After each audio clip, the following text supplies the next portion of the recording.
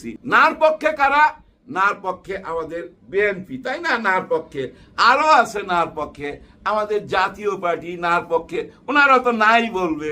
আবার আছে আওয়ামী লীগ, সবচেয়ে বড় দল, যেটা পালায় চলে গেছে, কিন্তু সবাই তো আর পালায় যায় নাই, 90% তো রয়ে গেছে, তারাও তো না ভোট দিবে।